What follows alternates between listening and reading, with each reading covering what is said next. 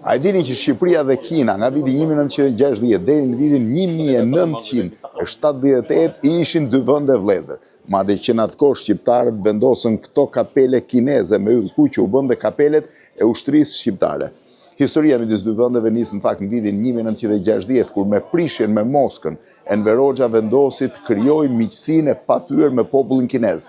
Midis Mao Zedongit dhe Enver Hoxhës jo vetëm u krijua një raport miqësor, por në Shqipëri këndoi dhe një këngë që thoshte dy luan ka sot bota, një Azia, një Europa. Mao Zedongi në Kinë dhe Enver Hoxha në Shqipëri.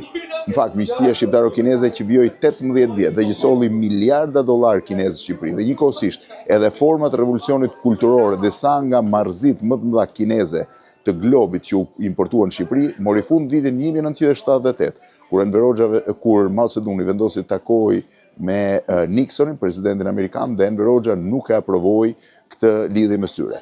Por për 18 vjet shumë investime kineze dhe me mija specialistë kinezë mbërritën në Shqipëri, duke u bërë ndërtuesit kryesor disa prej veprave të kohës.